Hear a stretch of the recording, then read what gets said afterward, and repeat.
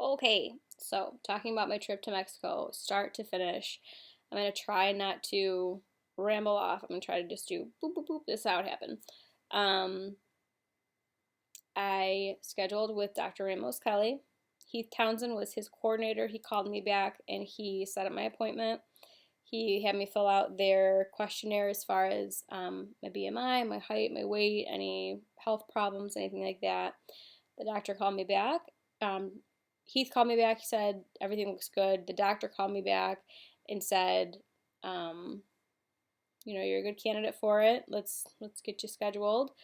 Gave me the instructions, the cashier's checks I had to make out, the plane times I had to get. I had to like fly in and be there no later than noon. I had to fly out no sooner than 2 when I left. I made those arrangements. I got my cashier's checks and I followed the pre-op diet for 7 days instead of 14. But I think that was enough for me personally. I mean, I'm not like morbidly obese. I am obese, but I'm not morbidly obese. So I think that 7 days is okay for me. I feel fine on the post-op. I'm not even hungry at all. And there isn't a mental game with me as far as not being able to eat the food. Like, I'm fine with the liquid still at this point. So for 4 days, the week before, 4 days I was eating pretty much Atkins style food. And then 3 days before the diet, I was eating only fluids. And other than the first day of cutting out, because I also had no caffeine, no carbonation. Other than the first day of cutting out caffeine, that night I had the worst migraine I've ever had in my life. Other than that, from the caffeine withdrawals, I was fine. I was kosher after that. So then I went down to, and nothing after midnight, the night of my surgery. So, like, the 20th was my surgery, so 19th, midnight, I didn't have anything after that, October 19th, 2014. So, nothing after midnight on that night. Woke up, got on a plane at 6 o'clock in the morning, flew into San Diego. Cece was right there outside the gate, which is the doctor's wife, to pick me up as soon as I got out. Got in Cece's car. Thank God. There was this wonderful woman, and I wish I would have got her contact information. Her name was Karen, and she was in the van with us when Cece came and got me and my sister from the airport. My sister flew into that airport also, so Cece picked up me and my sister. And then Karen and her friend were in the same van. Her friend, Karen, had gotten the sleeve from Dr. Ramos Kelly before. And she came back down because her friend was getting like a breast reduction or a tummy tuck or something like that. It was something cosmetic. It wasn't a weight loss surgery. But she was getting that done, and her friend Karen was escorting her, and Karen spoke Spanish, and it was very awesome to have her in the car because Cece, she speaks English, but it's not super fluent. So Karen was translating and stuff for us while we were going down there, and Karen was like just oozing information about the whole procedure and what I can expect and the way they do things and everything. And it was very awesome and very comforting because that's when your nerves start going. The plane lands, you're about to cross over into Tijuana, Mexico, which has such a stigma on its name that you're like, oh, Tijuana, Mexico, to get my stomach removed. Like, it sounds bad, but it really wasn't that scary. Once you land, though, your nerves start going. Karen calmed me down, crossed over into Tijuana, Mexico. The border was no problem whatsoever getting there. They didn't even ask for my passport going into Mexico. Went in there. As soon as we got to Mexico, they signed me into the office. We pulled up to Hospital Nova. They walked me in. They told me, gave me a cup. They said I need a urine sample. Peed in the cup, and then they said we need blood to do blood work. Did blood work. I had to sign some papers. And then I went upstairs to the 4th floor to sign in with the hospital for my room. And it was in the 4th floor. Cece asked me for my checks. I gave her my checks. We went down to the 3rd floor. She showed me where my room was going to be. The nurses came in. They set up my IV to start me on fluids. That was my second freak out. First freak out was when my plane landed. Second freak out was when the IV went in my arm. I'm not a fan of needles, and that was not awesome for me. So second freak out was the IV in my needle, or IV in my arm. There was tears. I cried. I was telling my sister, I don't know I can do this, and I was looking at the ceiling, and I was talking to my sister. I said, what am I doing here? What am I doing here? Like, I'm so stupid. What am I doing? What am I doing? I shouldn't be here, blah, blah, blah. And then I just sucked it up. Even though she was against the surgery to begin with, she was my rock. Like, she was awesome. She was there for me, and she said, you know, this is what you wanted. You're here. This is it. You already made the decision. You're here. Follow through with it. You're good. You can do this. And I was panicking, and obviously she also said, she's like, are you sure you want to do this? You know, you can do this. You can do this. Are you sure you want to? And I said, yes, I'm going to go forward. Obviously it wasn't that calm, like, blah, blah, blah. It was very, like, yeah, it's okay. I was crying. And then it was probably like a 2-hour wait until my surgery. The doctor within that 2 hours, the anesthesiologist came in, and talked to me. The cardiologist came in. There was a cardiologist assistant who came in who was smoking hot, which made this super easy. Smoking hot girl. And she could see that I was nervous because it was like shortly after the IV was put in my arm. And she's like, what are you nervous for? She's like, I had this done a year ago. You're going to be fine. And I was like, you had this done? She's one of those girls that you look at and you're like, she's never had to worry about weight a day in her life. Which I'm finding now that the more people I talk to, like, that's such a stupid assumption to make for anyone. Like, we all have to worry about our weight, regardless of what our metabolism is. But she's definitely someone that you would have thought was skinny her whole life. Like, she was very good-looking girl. So she came in to do my EKG. I was giving her crap because I didn't want my boobs to show or, like, my junk to show. And she basically said, get over it. So, like, I propped up a pillow between me and my sister. I'm a very personal person. And so, like, whatever, she was strapping the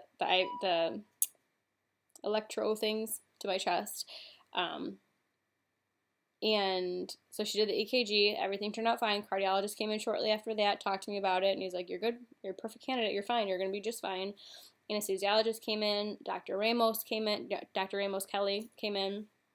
And asked me any questions. My sister's in the medical field, so she obviously asked him like a million questions. He answered them all coolly, confidently, completely, just fine. And then they left. Shortly after, Dr. Ramos Kelly came in with his surgery scrubs on, and he said, you ready to do this? And I was like, I'm scared, but, I'm ready. And was after that? I think that was it. I think they pretty much, the next part was them wheeling me into the surgery room. And I remember asking my sister to come with me, and she was like, no, I don't want to see that. Dr. Ramos Kelly, because she's in medicine, said that if she needs to be in there, she can be in there. If I needed her to be in there, but my sister said she does not want to be in there. So she didn't go in.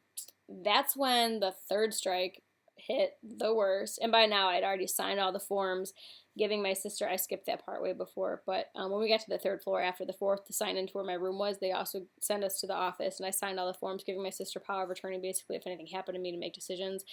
And I had to sign all my forms saying, yes, I'm going through with this, I know what's going on, blah, blah, blah. Showed me where I rolled me the surgery. And when I got to the surgery table, I was panicking, to put it lightly. I was heaving uncontrollably, sobbing, freakishly sobbing, screaming, I can't do this, I'm sorry, I'm not doing this, I can't do this, there's no way, no, I can't do this, blah, freaking out. And even though I was saying I can't do this, they were like walking me towards the surgery desk, like the surgery table, and I was like, I'm so sorry I wasted your time, I can't do this. And they're like, I looked over and I saw the anesthesiologist putting something into one of the tubes in the IV, and they're like, you need to sit down, sit down. And I remember laying down, and then I remember coming to in the surgery room. So I'm very thankful that even though I was screaming, crying, they went through with it anyways, because I would have backed out if it was left up to me. If I had to make a conscious decision on a surgery table to get surgery, I would have been like, no way. Surgery room was very clean. The hospital was very nice. The nurses were great. A lot of them didn't speak English. I recommend anyone who is getting surgery in Mexico to have a translator app. Learn Spanish first. But realistically, a translator app. Word Lens was a great app that you can like hover over Spanish words, and it'll actually translate them to English on your screen as you hover the camera over them. It's pretty cool. Nurses were great. Aftercare was great. They wheeled me back in. They gave me ice chips like maybe once a day. They would always turn to water before I'd even get to them. I had the IV constantly streaming. My second day, the IV backed up, and I had to switch hands, which sucked. The second IV hurt more than the first for whatever reason. I think it must have been just the nurse, but that happened. And then when I was getting discharged, they finally let me go. It took a while to get an IV out of my arm. I had to sign papers off. They gave me my $500 deposit. I went to Hospital Nova, so there's a $500 deposit at that hospital. If you ask for extra pain meds or anything like that, like they take it out of that $500. I did ask for extra pain meds, but apparently they didn't charge me for it because I got the $500 completely back, no questions asked, no problem. They gave it back to me in cash. And I signed out to release myself, got the IV completely out of my hand, and they drove me to Hotel Lucerna. The drive was pretty short from the hospital to Hotel Lucerna. It was a pretty short drive. Cece drove us again, dropped us off. We checked in Hotel Lucerna, and I had to pay $47 at Hotel Lucerna. They said for a suite, which I was under the impression that my hotel was completely included. But from my understanding is that that specific day and time that I went, there was like some conference there or something, and that they'd actually overbooked rooms, and that I couldn't have like a standard room, which was what I had paid for with my package with Dr. Ramos Kelly, and that I had to pay $47 to stay at that hotel, because all they had left were suites, or executive suites or whatever. It looked like a pretty standard room to me, but whatever, I wasn't really worried about it. It was $47, and they didn't charge me for the extra pain meds that I asked for, so I didn't consider it a loss. The room was absolutely stunning. That hotel was beautiful. I would go back there, like, to vacation. Maybe I'll go there for my sleepiversary, but, like, it was beautiful. The food looked phenomenal. My sister, like, loved every minute of it. She's a thin woman, and she ate her face off. She's like, this food is incredible. And it looked absolutely great. I wasn't really hungry for it, though, which was awesome. That was new for me. So they had chicken broth there, and then that night I had onion broth at the Italian restaurant on the resort, because there was like 3 different restaurants within the hotel, and they all are prepared for the medical weight loss people. They all know. So I had the chicken broth when I first got there, and then I had it was like an onion broth that night. I had my first BM that night after the onion broth, which pretty much just flushed right through me. Like, I don't know if it was something in the onion broth or if it was just from being off the IV and it was just ready to go. But that was day 2, day 3 post-op. So I stayed 2 nights in the Hospital Nova, and then I stayed 1 night in Hotel Lucerna. And then the next morning, Cece came and got us from the hotel. She was a little bit late, which was frustrating because we were panicked about time for the airport, but we had plenty of time. She told us 9, and she got there at like 10:40. So we were both obviously annoyed by that, but she's like, oh, you guys have plenty of time. There's no need to worry. Why are you worrying? It's not that we were like worried. It's that like we were expecting you there at 9, so we thought that meant 9:15. But whatever. Her flight, my sister's flight out was at 1:30. My flight was 2, so we both made it perfectly in time. But Cece drove us back to the airport. Crossing the border back into the U.S. was nothing. They asked for our passports. We went in the medical line to beat the traffic through the border, so we didn't have to wait in the long line at the border. And he just asked for our passports, said, you bringing anything back, any alcohol or anything? And we're like, nope, because we weren't. We had nothing. So just crossed back over, dropped off at the hotel, or not the hotel, dropped off at the airport, and checked in for our flights and flew home. And now I'm home. And it was great. I cannot wait to see what the next, like, chapter of my life, I was going to say year of my life, but really the next chapter of my life has in store for me. Like, this is awesome, and I'm so glad to report that I am post-op, and that I actually went through with it, and then it's done, and it's not as scary as I made it out to be, or as anyone makes it out to be, or as your friends and family think it's going to be. It's really not. These people care about you. Dr. Ramos Kelly, has called to check on me since. It's a great team. You're in great hands. So if you go with Dr. Ramos Kelly, Tijuana, Mexico, it's not scary. Don't be scared. That was my whole experience, start to finish. And, I have friends calling me today, I had a couple of friends call me today and they're like, when are you going for your surgery again? Like, I really want to hang out with you before you go. And I'm just like, I left. I'm back. They're like, oh, you're already back? So, I mean, my friends were panicked, but, and I think it's funny that a lot of them were like, I want to hang out with you one more time before you go. Like, something tragic was going to happen, but I'm alive and well. So I'm gonna go eat my broth. I'm going to post, I'm gonna try to post every day. I can't make any promises.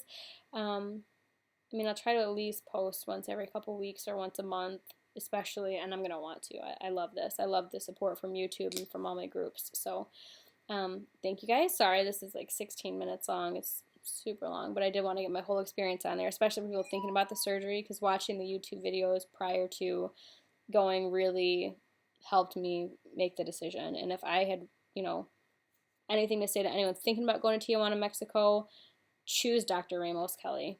He did a phenomenal job. We did the leak test. I forgot about that whole section. Day 2, we did the leak test. I swallowed the beer, and they mixed it with mango juice, so it didn't taste bad. Everyone else said that theirs tasted horrible. Mine, they mixed with mango juice. It wasn't bad. I had my results. They're in a little folder. Dr. Ramos gave me my x-rays of my chest beforehand to make sure my lungs were good. Gave me my leak test x-rays and gave me a DVD of my surgeries, which I'm not watching. I don't want to. But the guy has nothing to hide, and he offered to have my sister in there. Like, he knows what he's doing, like the back of his hand. He did it phenomenally well. I would say he doesn't have the best, like, people skills as far as, like, just how he holds himself. I would say maybe has, like, a little bit of social awkwardness in there. But as far as a surgeon, the guy knows what he's doing. Choose Dr. Ramos Kelly if you're considering any bariatric surgery in Mexico. He was great. Very thorough, very careful. And he's the only surgeon there that not only uses like the Johnson & Johnson staples, because the ones in Mexico, like, they can get cheaper staples down there. They don't have to staple your stomach with the U.S. grade stuff. He uses U.S. grade stuff. He's U.S. board certified. He's the only surgeon there that does the sew over, which takes more of his time. So, like, they staple your stomach, and then he sews over it to make sure that there's no leaks. Like, the guy was thorough. I can't sing his praises enough. He did a great job, and I feel wonderful. Like, other than, like, if I get a hiccup, obviously it hurts, or if I swallow too much, it's uncomfortable, but it's not pain. It's just uncomfortable. But I feel, like, phenomenal. This is 4 days post-op, and I'm going to go clean the house now. So I recommend him. Anyone who's thinking about it, don't be scared. Just do it. If you want to talk to me, email me, lauramcguire@att.net, or, send me a message, on Facebook or something. You can feel free to add me. It's the same email address, and I'll talk to anyone. I have nothing but good things to say about them, and if you guys have any questions about the experience, or if, you want me to call you or something, like, some people just need reassurance that this isn't, like, some fake account or something trying to promote Dr. Ramos Kelly. Like, he really was great, and you're in great hands, so don't be scared. Okay, I'll talk to you guys soon.